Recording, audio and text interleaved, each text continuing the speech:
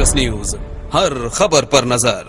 जनपद अयोध्या में लॉकडाउन के तीसरे चरण में जिले में स्थिति को देखते हुए प्रशासन आवश्यक वस्तुओं के साथ लोगों की सुविधाओं को लेकर दे रहा है। शराब की बिक्री शुरू होने के बाद व्यापार मंडल और इंडस्ट्रियल एसोसिएशन के पदाधिकारियों के साथ बैठक कर जिला प्रशासन ने दुकानों के खोलने के लिए नए तरीके की रोस्टिंग की है।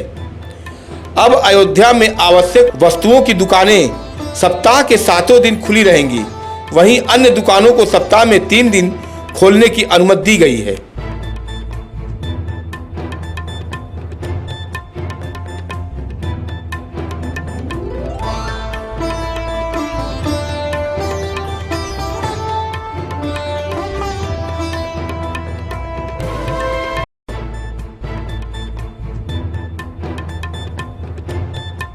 प्रकार की दुकानें हैं, हमने उनकी थोड़ी रोस्टरिंग की।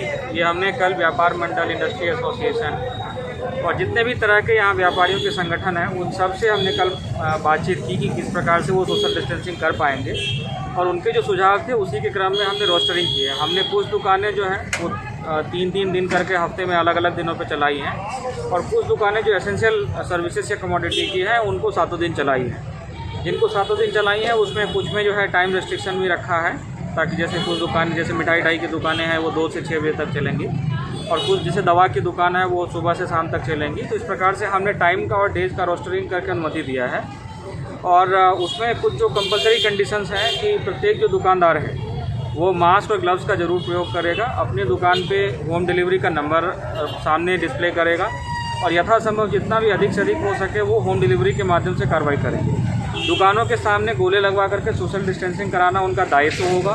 जितने भी लोग उनके यहाँ आते हैं वो आरोग्य सेतु का ऐप जो है उसको डाउनलोड खुद भी करेंगे, उनसे भी जितने भी उनके स्टाफ है, ग्राहक है, सबसे कराएंगे। ये आरोग्य सेतु का ऐप जो है वो बहुत ही इम्पोर्टेंट ऐप है। वो इसलिए है कि अगर कोई भी दुकान पे आने वाला व्यक्ति बाद में भी पॉजिटिव निकलता है तो उसके संपर्क में जितने लोग पिछले कुछ दिनों में रहे हैं उन सबको नोटिफाई किया जाता है कि आप उसमें खतरे की जद में और आपको अपना जाँच पड़ताल करानी चाहिए। तो जो हमारा जनपद है अभी यहाँ कोरोना ज़ीरो है, और इसमें हमारा जो बैरियर है, सीमाओं पर जो बैरियर लगे हुए हैं उसमें खासतौर से गाइडलाइन दी हुई है कि जो पासेस हैं उन पासेस जो डीएम पासेस जनरेट कर रहे हैं उसी के आधार पर जो है वो एंटर करेंगे। दूसरा जो मालवाहक वगैरह हैं उनमें कहीं किसी प्रकार की कोई रेस्ट्रिक्शन नहीं है, उनको आने जाना आराम से दिया जा रहा है। शहर के अंदर भी बैरियर लगे हुए हैं और भ्रमणशील फोर्स लगातार है। जैसा डीएम साहब ने बताया कि हर दुकानदार को 5 कंडीशन दी गई हैं। पहली कंडीशन है कि मास्क खुद पहनेंगे और नाक को ऊपर चढ़ा के पहनेंगे।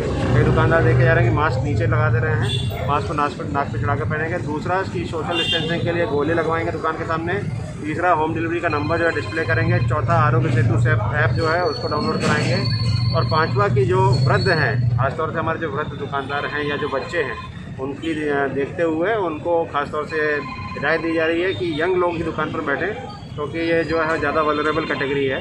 तो ये जो 5 कंडीशन है इसको हमारे सारे सीओ, एडिशनल एसओ सभी को जो है ये कंडीशन बताई गई है। इसके अलावा जो हमारे गांव में और मोहल्लों में डीएम साहब ने निगरानी समिति बनाई है उसमें बीट कांस्टेबल प्रतिदिन हम लोगों को सूचनाएं दे रहे हैं कि गांव के अंदर में ऐसे कौन से व्यक्ति हैं जो नए आए हैं या आए हुए हैं और उनके लक्षण हैं, या ऐसे व्यक्ति जो होम क्वारंटाइन को जो है वो लगातार तोड़ रहे हैं। तो ये सभी मामले दुकानदार हों या हमारे जो नागरिक हैं या जो हमारे होम क्वारंटाइन जिनको किया हुआ है, सभी पे मुकदमे भी दर्ज किए जा रहे हैं। अयोध्या में ऑलरेडी 2000 के ऊपर हम लोगों ने मुकदमे लगभग दर्ज किए हैं अभी तक, और लगातार विधिक कार्रवाई हमारी चालू रहेगी। यदि कोई व्यक्ति डबल सवारी भी यदि मोटरसाइकिल पर निकल रहा है अप्रयार कारणों से और तो उस पर भी हम लोग विधिक कार्रवाई कर रहे हैं।